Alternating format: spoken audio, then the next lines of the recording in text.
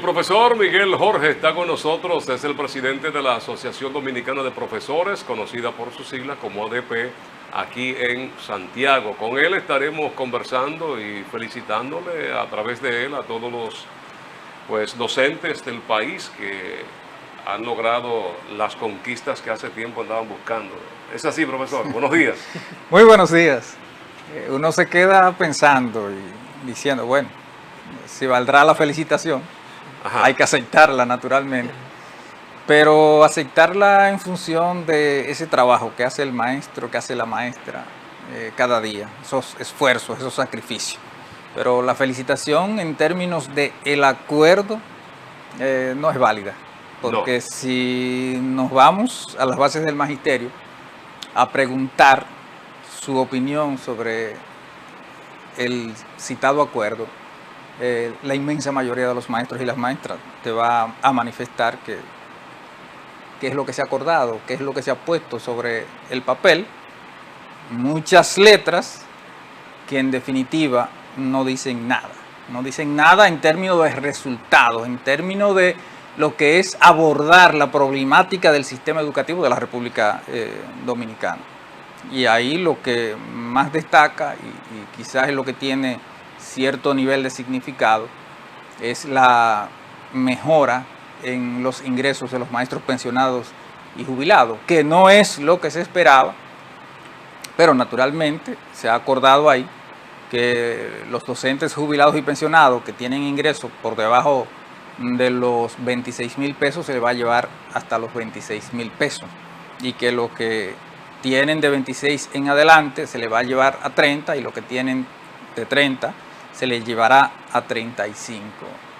Después en el acuerdo todo lo demás es pura retórica y nada más. Por eso si nos vamos a las bases del magisterio, nos vamos a encontrar un gran disgusto. Naturalmente, desde la dirigencia del Comité Ejecutivo Nacional de la ADP se ha dicho que ha sido el acuerdo posible, y bueno, nosotros decimos que este acuerdo, más que acuerdo, es un gesto de desprendimiento del Magisterio de la República Dominicana y de la dirigencia de ADP en aras de que podamos iniciar este próximo año escolar dentro de de un ambiente de paz, un ambiente de armonía, que es lo que requiere el sistema educativo para poder avanzar, aunque sea a pasos lentos, pero poder avanzar.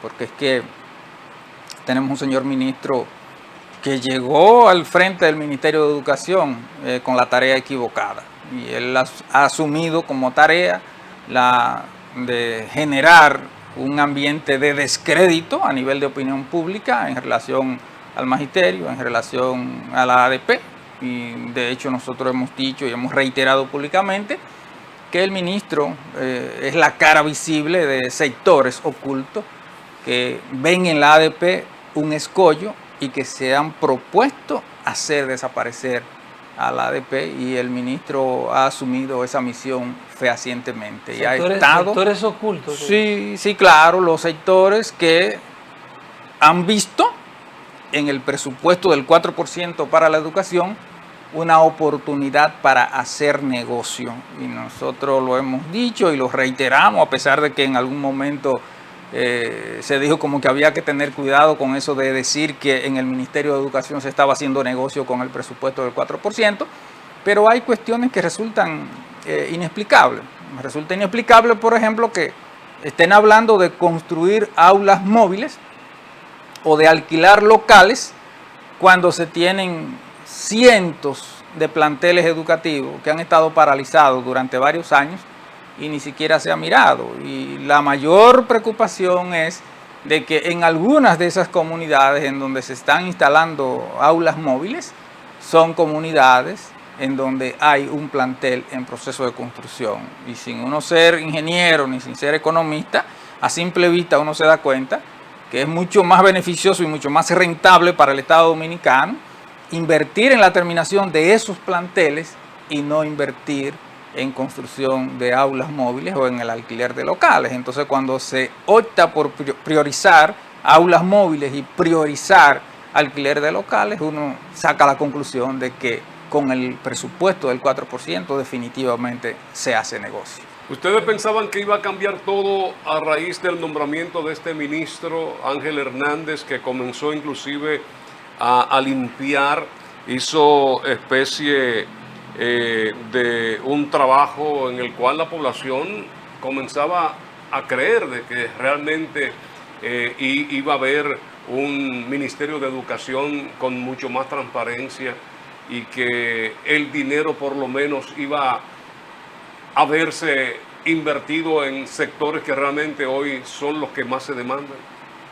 Mira, siempre que se nombra a un funcionario, en este caso a un ministro de Educación, se generan expectativas en torno a esa designación y se suponía que por ser el señor Ángel Hernández un conocedor en materia educativa, que incluso había ocupado de manera interina el Ministerio de Educación, que había sido viceministro, que ha sido director regional de educación, es decir, es un conocedor del área, se suponía que podía venir a elaborar una planificación que permitiera en el corto, en el mediano y en el largo plazo dar respuestas a la problemática educativa, y sencillamente no ha sido así.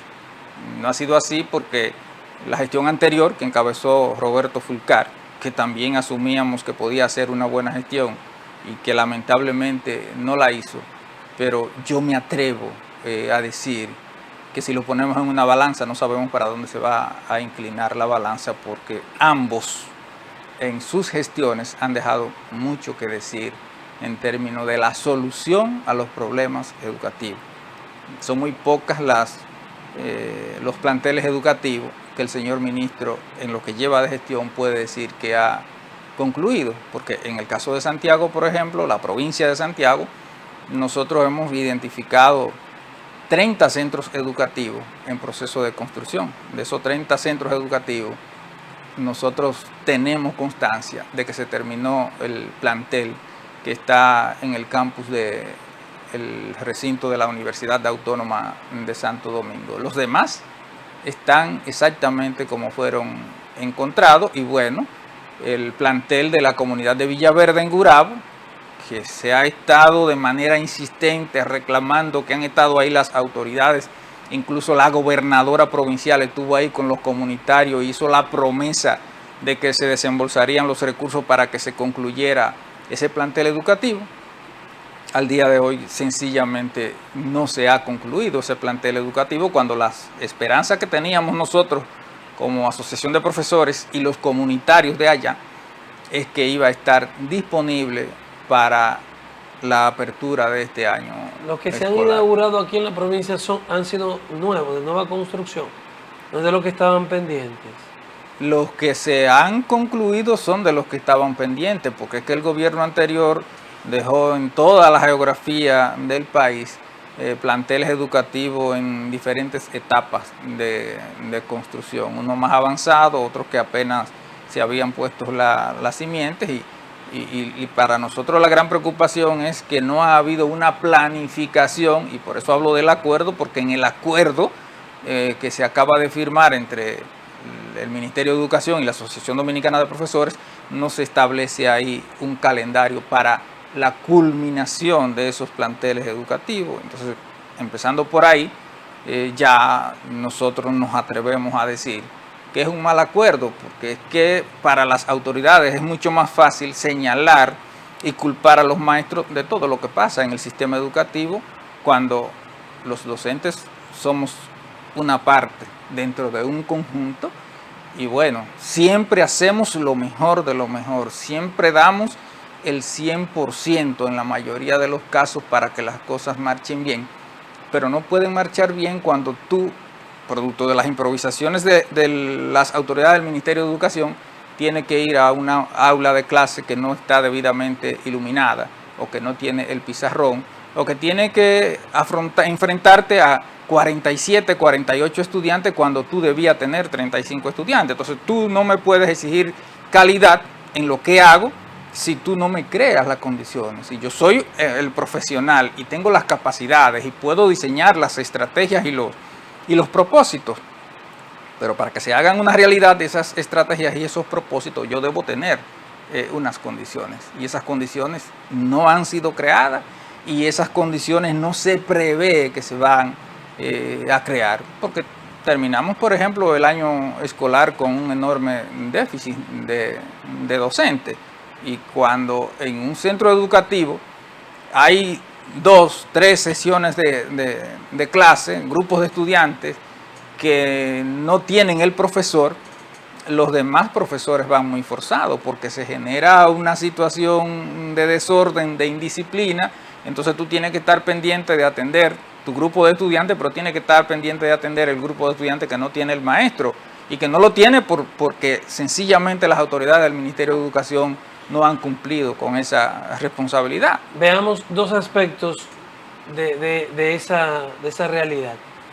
El aspecto espacio, aula, y el docente. Sobre el primero, ¿qué le parece a usted esta explicación que ha dado el ministerio diciendo que la mayoría de los planteles que no se han terminado en Santiago y en el país no es por asunto de presupuesto, porque el dinero hay, sino de nudos legales que ellos encontraron que dejó la administración pasada? ¿Qué conoce usted de eso? Ha sido la excusa que han puesto, que han reiterado. Para nosotros no es válida esa excusa. Incluso ¿Por qué? Escuchaba a un ingeniero hablar y a explicar de formas y maneras en cómo el Estado puede resolver eso. Pero además el Estado es el Estado, y quien está al frente del Estado puede tomar decisiones, y más un gobierno que tiene una buena parte del Congreso, que si hay que legislar con carácter de emergencia puede legislar para resolver un problema tan sensible como este, porque es sensible porque están los estudiantes que no encuentran dónde ir, que no encuentran cupo para inscribirse, pero además porque, reitero, estamos hablando de miles de millones de pesos del Estado Dominicano, del presupuesto de educación, tirado ahí al zafacón.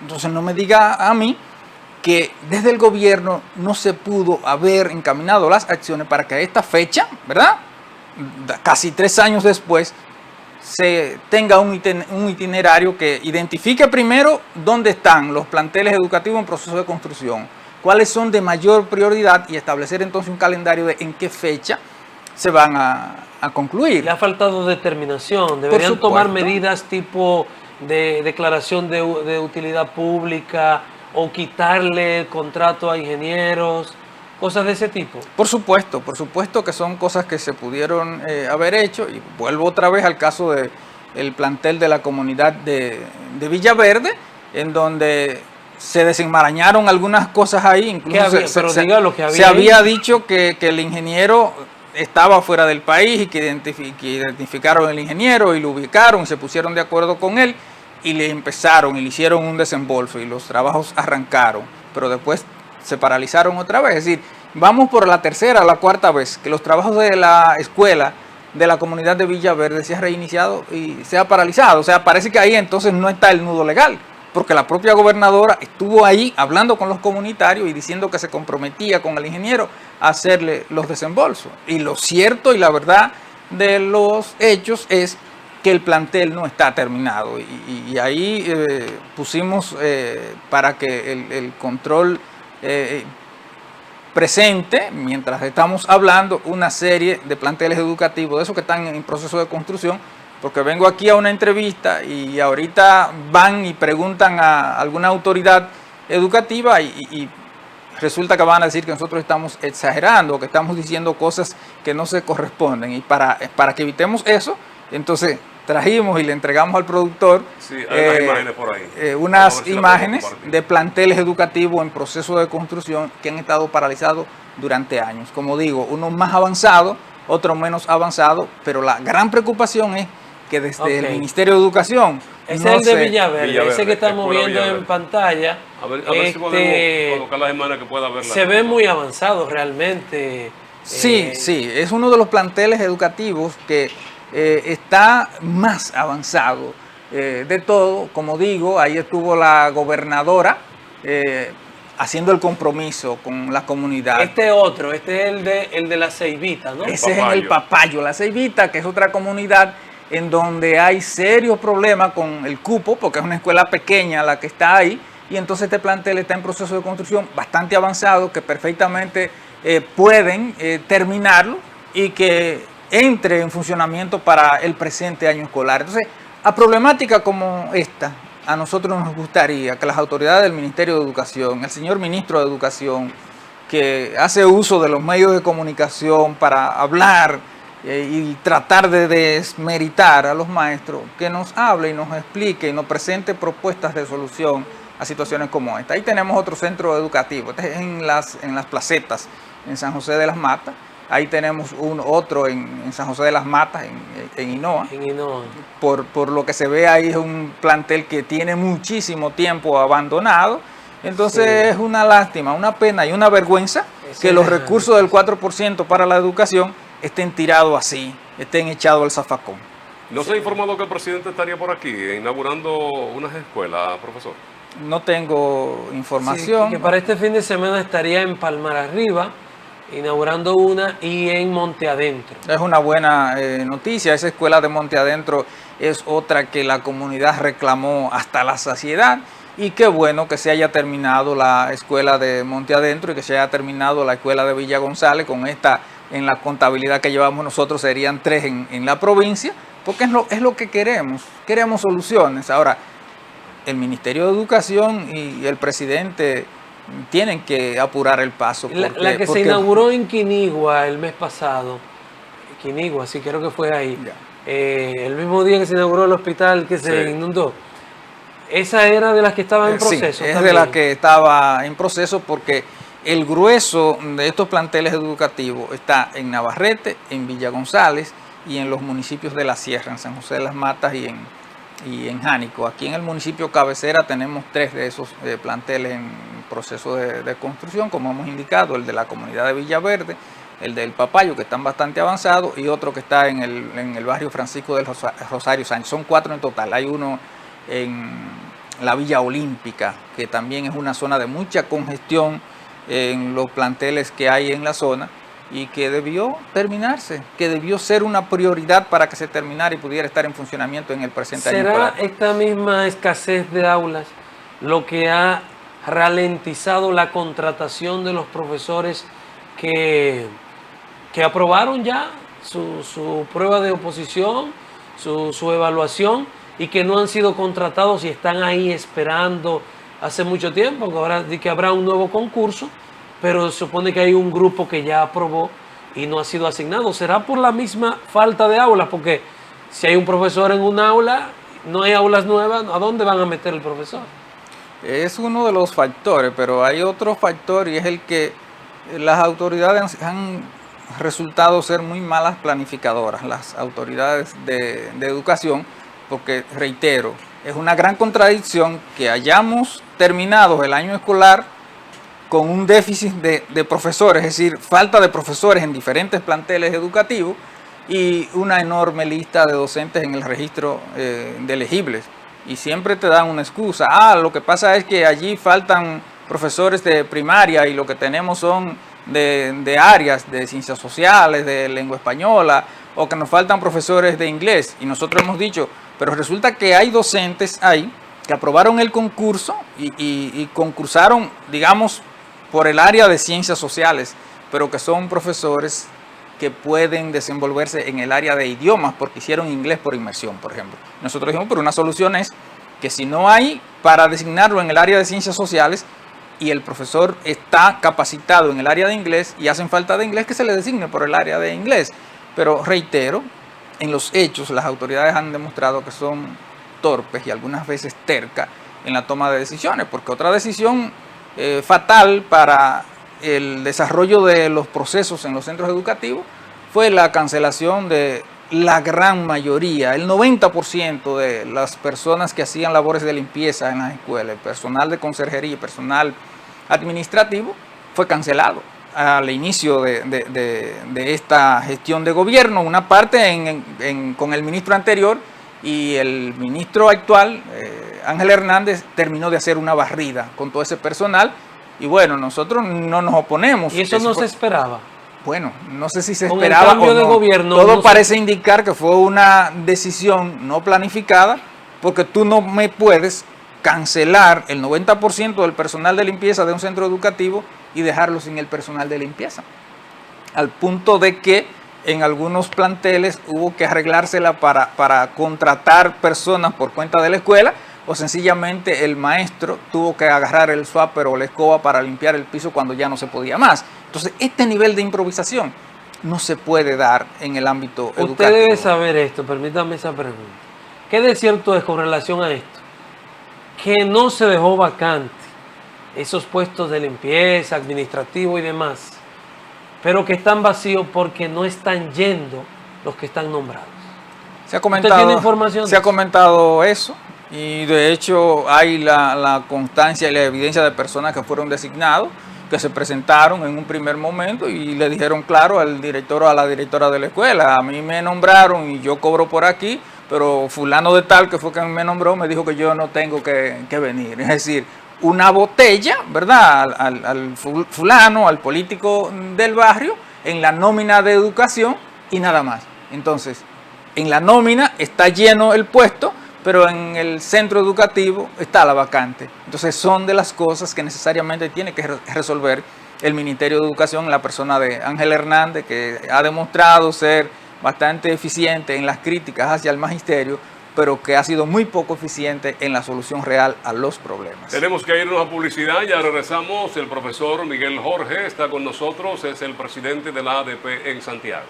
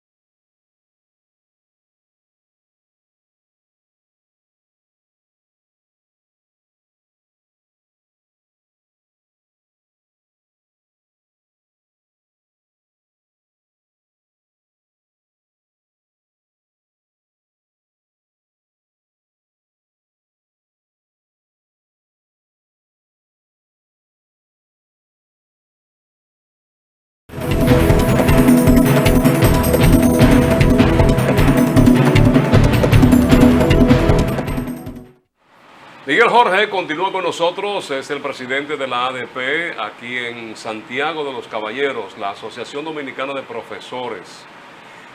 Miguel, esta semana muchas informaciones en torno a educación, a propósito de los acuerdos arribados con la ADP, el MINER, la intervención del presidente de la República, el defensor del pueblo, que también pues fue parte de todo esto. De las informaciones que han estado surgiendo, pues se hablaba de que había que matricular e inscribir a todos los niños que llegaran hasta los centros docentes, incluso se habla aquellos que no tuviesen acta de nacimiento, que no tuviesen una identificación. ¿Ustedes qué opinan sobre esto?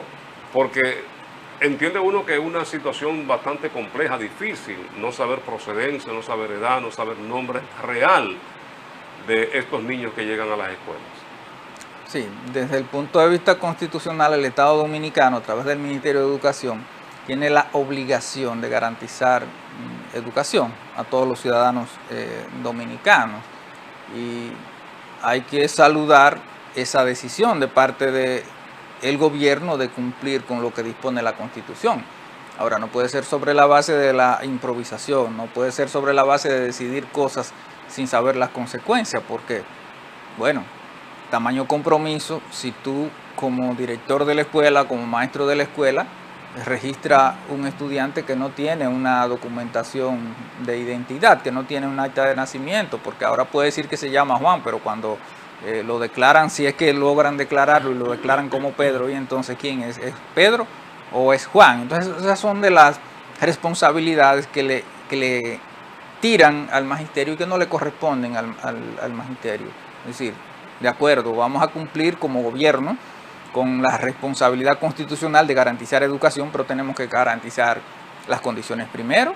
Entonces, debería garantizarse que cada estudiante que se va a matricular en una escuela tenga el documento de identidad, tenga su acta de nacimiento, y para eso existe el registro civil y existe la Junta Central Electoral, que son las dependencias del Estado que deben garantizar esa parte. Pero bueno, nadie se puede quedar fuera de las escuelas, estamos de acuerdo con eso. Pero ningún dominicano. Ningún dominicano. Pero ¿y qué garantía tengo yo de que quien se está inscribiendo es un dominicano? Si ante la ley de educación, ante la ley dominicana, usted comienza a ser un ciudadano dominicano con un documento que te expide el Estado. Eso es lo que dice. Entonces, ¿qué garantía tiene el Estado de que ese niño que se está inscribiendo es un dominicano? Ninguna garantía. Y como digo, no se le puede echar esa responsabilidad a los maestros porque es una responsabilidad de otra instancia del Estado dominicano.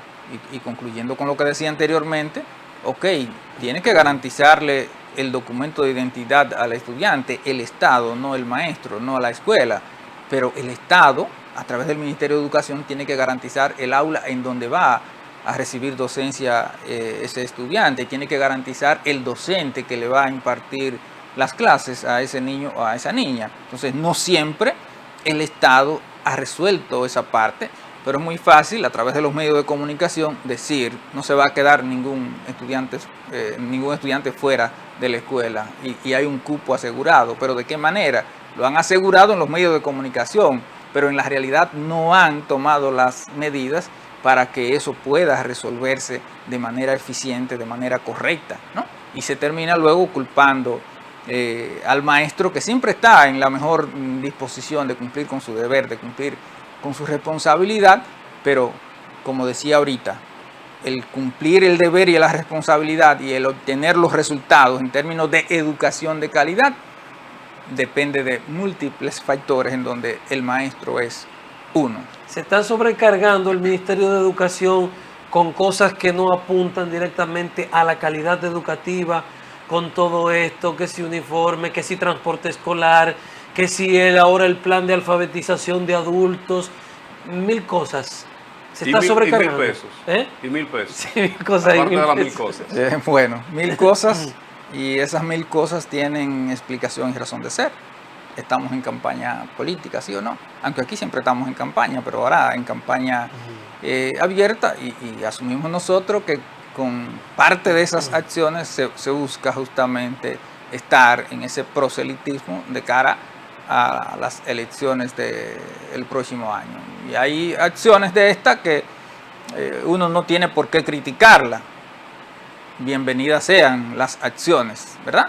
Pero el gran problema es que algunas veces aquí se actúa sobre la base de tomar el rábano por las hojas y no se va a la raíz del problema, porque garantizar uniformes, eso es correcto.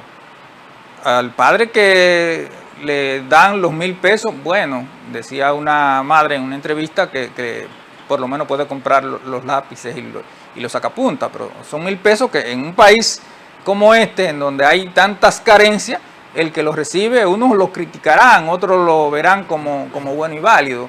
Pero antes de tú entregar los uniformes, antes de tú decirme que va a entregar 1.000 pesos, antes de tú decirme que va a garantizar transporte escolar, que son acciones importantes, tú tienes que garantizarme lo otro. Tú tienes que garantizarme una infraestructura en condiciones adecuadas, tú tienes que garantizarme un personal docente para que puedan los niños, cuando estén en el centro educativo, recibir esa educación que se habla tanto, educación de calidad. Y yo vuelvo a decir, no puede haber educación de calidad porque aunque tengamos un maestro capacitado y calificado, como es la mayoría de los casos, si el maestro tiene que trabajar con más estudiantes de lo que están establecidos, no puede haber educación de calidad. Si el registro de grado no está para cuando inicie el año escolar, no puede haber educación de calidad. Si tenemos un politécnico que no tiene el taller o el laboratorio para la práctica de los estudiantes, no puede haber educación de calidad. Si hay una sobrevaluación estudiantil, ¿cómo se hará para la tanda extendida? Porque esto fue uno de los inconvenientes, que tuvieron que dividir las tandas para poder albergar tantos niños que estuvieron buscando espacio. Mira, lo de la jornada escolar extendida fue una de las tantas improvisaciones en el Ministerio de Educación de la República Dominicana, que no son exclusivas del actual gobierno, que vienen desde atrás. ¿Pero se vio como un logro esto? Sí, se vio como un logro, pero cuando pasamos balance nos encontramos que hubo un desbalance, hubo una falta de planificación, porque ciertamente se construyeron muchos planteles educativos. Teníamos déficit de aula, ¿verdad? Se construyeron muchísimos planteles educativos y seguimos con el déficit de aula. ¿Por qué razón? Sencillo, es que anterior a la jornada escolar extendida, un plantel educativo te podía recibir 2 grupos de estudiantes. Digamos que si la escuela tiene capacidad para 500 estudiantes, recibía 500 en la mañana y 500 en la tarde. Es decir, en ese plantel se le daba educación a 1.000 estudiantes. Con la jornada escolar extendida, entonces ya solamente pueden ser 500, lo que quiere decir que te hace falta una infraestructura similar a la que tú tenías para poder compensar. Por ejemplo, en la zona sur, que es uno de los lugares en donde tenemos problemas, está una de las escuelas, es la escuela Luciano Díaz, que es una de las primeras escuelas de esa zona, en la avenida Yapur Dumit. Era de 2 jornadas y, como digo, ahora no recuerdo la capacidad que tiene ese centro educativo, pero recibía 2 grupos distintos, uno en la mañana, uno en la tarde. Cerquita de ahí se construyó otro plantel, que es la escuela María Altagracia Franco.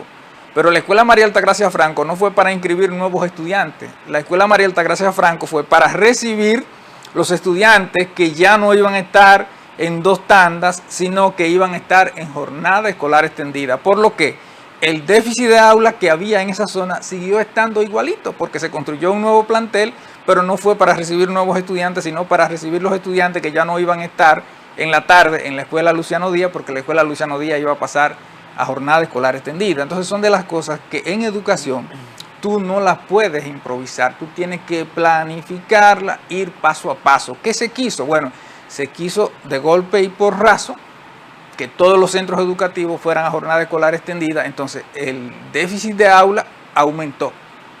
Contrario a que disminuyera con los planteles que se construyeron, porque es verdad que se han construido muchos planteles en los últimos años, pero el déficit lo que hizo fue aumentar, por esto que le estoy explicando.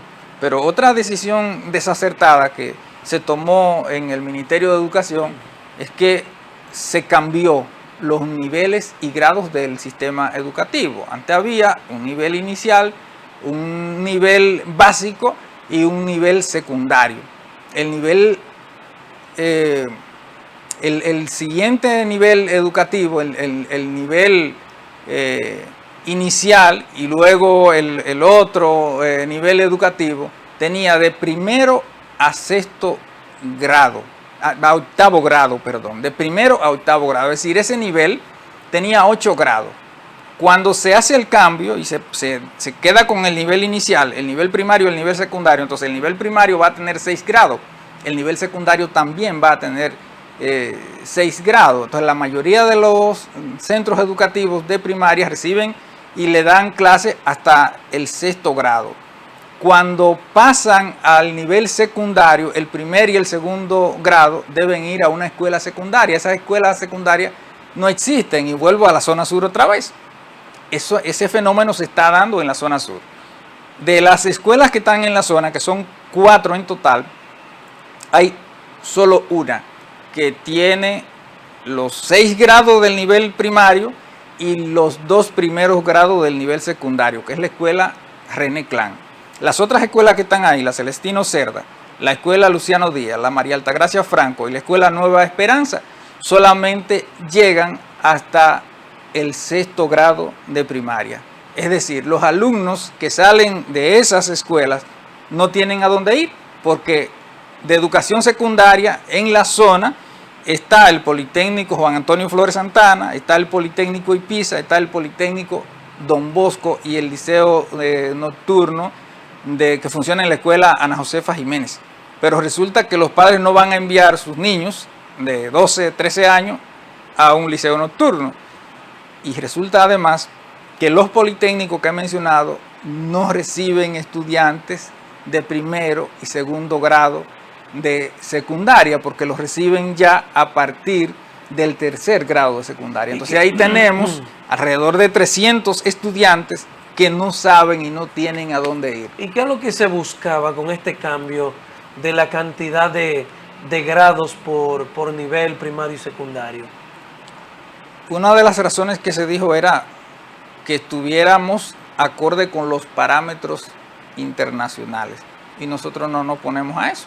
Pero si tú vas a suprimir el nivel básico que iba de primero a 8º grado para crear un nivel primario con 6 grados y un nivel secundario con 6 grados, tú debiste adoptar las medidas para garantizar que los estudiantes que terminan la escuela primaria, es decir, que terminan el 6º grado de primaria, pudieran tener cupo para los 2 primeros grados del nivel secundario, porque el otro yerro que se ha cometido es el querer que todo lo que eran liceo pasaran a politécnico. Entonces, en la modalidad técnico-profesional, que es como se le llama, la que rige los politécnicos, está previsto que los estudiantes entran con el 3er grado aprobado, con el 3er grado de secundaria, por lo que entonces los estudiantes de primer y segundo grado de secundaria se quedan en un limbo. ¿Por qué? No pueden estar en la escuela primaria, que solamente llega a 6º grado, y entonces no tienen cabida en los politécnicos, que deben recibirlo a partir del 3er grado. Entonces, a situaciones como esta es que las autoridades del Ministerio de Educación tienen que darles respuesta, pero tienen que ser respuestas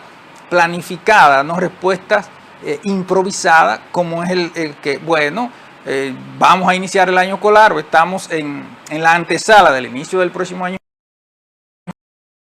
escolar, y corriendo yo hago contrato para que instalen aulas móviles, y corriendo yo hago contrato para alquilar locales, porque así definitivamente no avanza la educación. Por ejemplo, con lo de las aulas móviles tenemos una situación en la escuela Isaías Franco, en el Ejido. Hay 2 aulas del nivel inicial deterioradas. La comunidad había reclamado que se resolviera el problema, que se repararan esas aulas, ¿verdad? No la han reparado, y de buenas a primeras están instalando una aula móvil en la cancha, es decir, una escuela con poco espacio, y van a coger la mitad del espacio que tienen los estudiantes para recrearse e instalar ahí una aula móvil. Pero el otro problema de las aulas móviles es la experiencia, dice que no son ambientes adecuados para la educación, porque son aulas prefabricadas para otros climas, para otros ambientes, y con la temperatura que tenemos ahí, cuando tú te metes con un grupo de estudiantes en una de esas aulas móviles, sencillamente el calor no lo aguanta nadie. En Ipiza, hace unos años, instalaron aulas móviles, y la opción que tuvo que adoptar la dirección de ese politécnico fue hacer una gran inversión para ponerle sistema de aire acondicionado a esas aulas, porque sencillamente era insoportable las temperaturas dentro de esas aulas móviles. Tenemos que dar publicidad, profesor. Vamos al último corte y ya regresamos con los minutos finales. Profesor Miguel Jorge, de la ADP, es el presidente aquí en Santiago.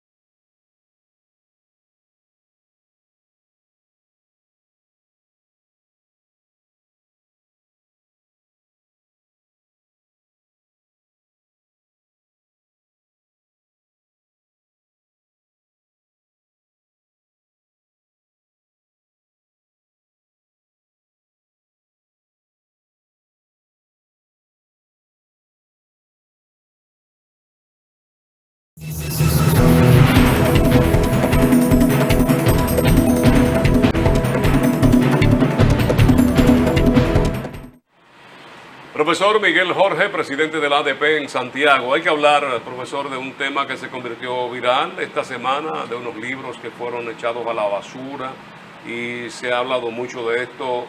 ¿Cuál es la versión que ustedes tienen al respecto? Mira, yo vuelvo a decirle a ustedes que fue un gran logro de la sociedad dominicana haber alcanzado lo de que por ley se le asigne el 4% para la educación. Desafortunadamente, el uso de esos recursos del 4% para la educación no ha sido el más adecuado, no ha sido el más idóneo. Nosotros somos reiterativos en decir que mucho de ese dinero se está tirando al zafacón, y con las imágenes que veíamos ahorita de planteles en proceso de construcción paralizados durante años, es una manera de echar esos recursos del 4% a la educación.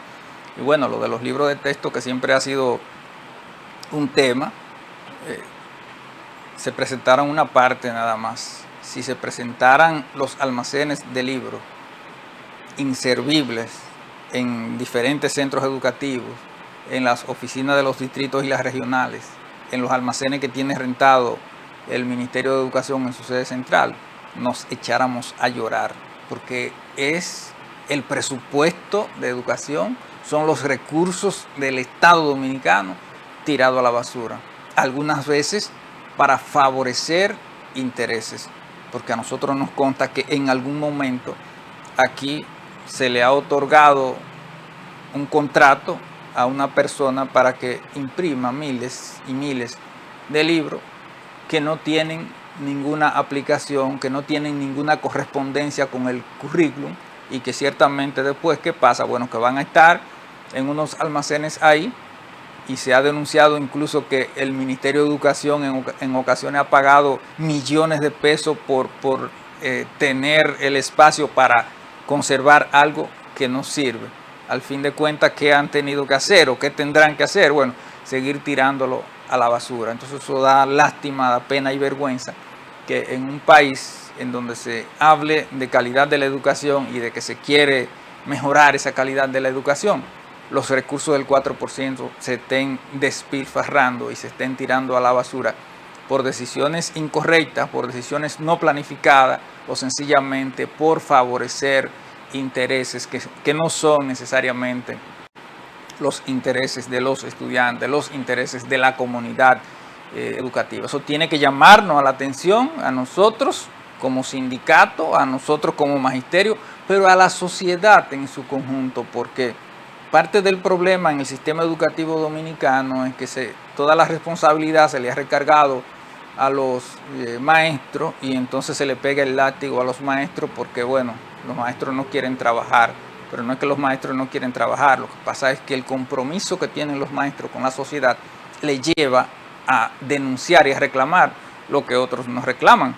Cuando yo traigo aquí los videos, las imágenes, y denuncio y reclamo que se terminen los planteles en construcción, eso no debíamos hacerlo nosotros como sindicatos, eso debían hacerlo las comunidades, eso debían hacerlo las asociaciones de padres, madres y amigos de la escuela, que en un momento determinado el señor ministro llamó a que nos reclamaran a nosotros, y nosotros le decimos a los padres y a las madres que deben reclamarle al Ministerio de Educación y que deben protestar frente al Ministerio de Educación para que esas obras que están en proceso de construcción sean terminadas, porque los grandes beneficiarios van a ser sus hijos.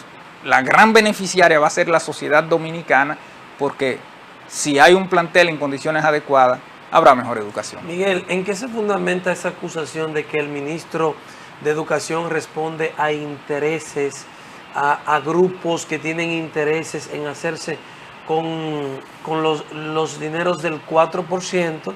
Porque hemos visto al ministro de Educación echar a unos diputados que supuestamente fueron a eso, enfrentarse con los impresores, o más bien editores de los textos, para no beneficiarlo. En el plano de la publicidad, en Santo Domingo, los que trabajan con el tema de la publicidad han dicho que el ministro le dijo que no va a pagar publicidad.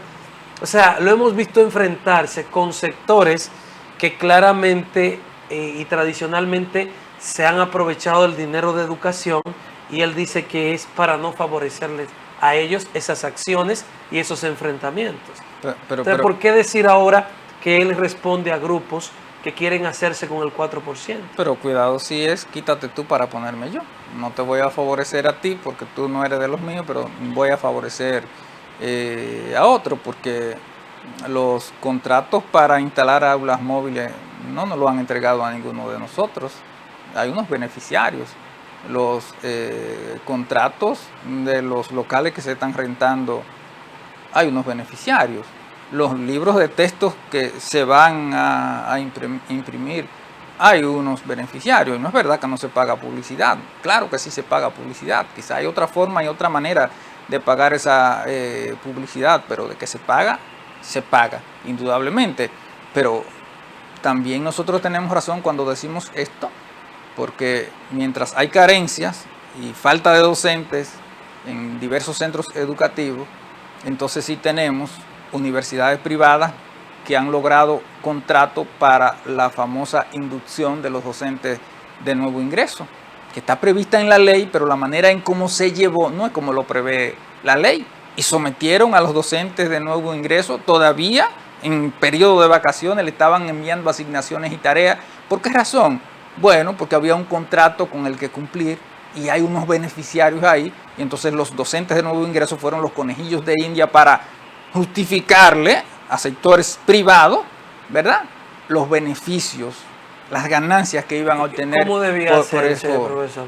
Porque siempre las universidades han sido las que imparten los diplomados de actualización. O sea, yo estoy pensando en mi madre, que ya está una jubilada, y yo recuerdo que cada vez que necesitaba una actualización sobre algo, tenía que hacer diplomados en las principales y más prestigiosas universidades de aquí.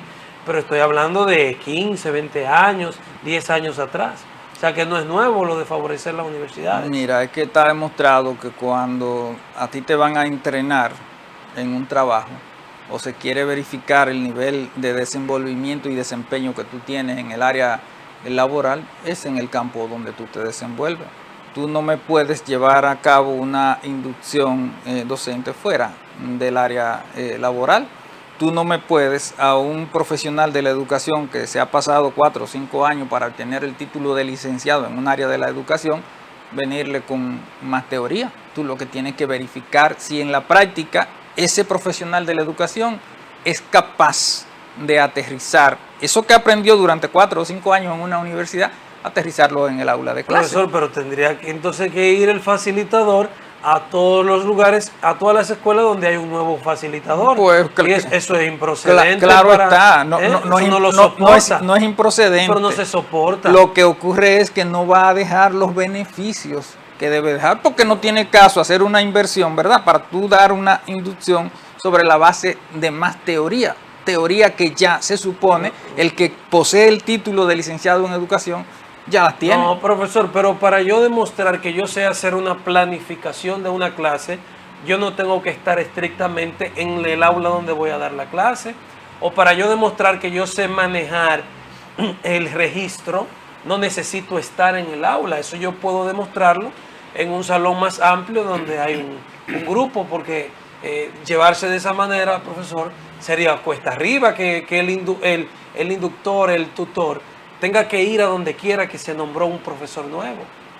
Mira, con esto que tú estás diciendo se ratifica lo que nosotros visualizamos, porque naturalmente ese es el camino más corto, el camino el que escogieron, y es el camino que le va a garantizar grandes ganancias. Lo difícil es ir y verificar en el terreno de los hechos si es o no es. Naturalmente, si se hace así, entonces parte de los beneficios que voy a obtener a partir del contrato que me dieron para la inducción docente se van a reducir drásticamente, como pasa con el tema de la alimentación escolar. Lo que debía hacer es que se preparen los alimentos en los planteles educativos, y de hecho algunas de las escuelas que se construyeron se le habilitó una cocina y se le equipó una cocina, pero no se hace así, aún en aquellas que se le equipó la cocina. ¿Por qué no se hace así? Bueno, porque es más fácil ganarse el dinero con un contrato donde yo voy a preparar comida en otro entorno, en otro ambiente y la voy a llevar, no importa cuál sea la calidad. Entonces, por eso nosotros decimos que muchas de las decisiones y acciones del Ministerio de Educación han sido para beneficiar a intereses, para beneficiar a sectores privados, porque incluso hay sectores e instituciones que nada tienen que ver con educación, con proyectos y con contratos en el Ministerio de Educación. Esa es la verdad, esa es la realidad, los hechos están ahí, y está Inicia y está Educa y muchas otras instituciones que tienen muy poco que ver con educación, pero que son las que están determinando lo que se hace en el Ministerio de Educación. Gracias, profesor, por acompañarnos en esta mañana cuando cerramos la semana aquí en Diario 55 y El Café. A ustedes gracias por la sintonía. Hemos conversado con el profesor Miguel Jorge, presidente de la Asociación Dominicana de Profesores ADP en Santiago. En nombre de Lenis Tejada Betancourt, Adalberto de León en la producción general, Fran Rodríguez y el equipo que conforman las mañanas del 55, agradecemos la sintonía. Será hasta el próximo lunes cuando estaremos reencontrándonos después de la misa. Esta noche a las 7, recuerde elecciones 2024. Feliz fin de semana.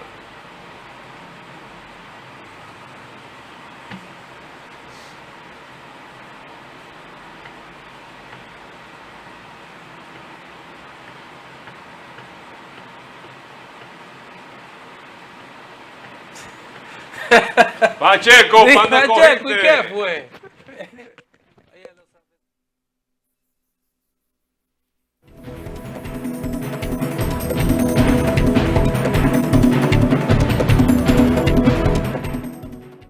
Somos tu imagen, somos tu voz.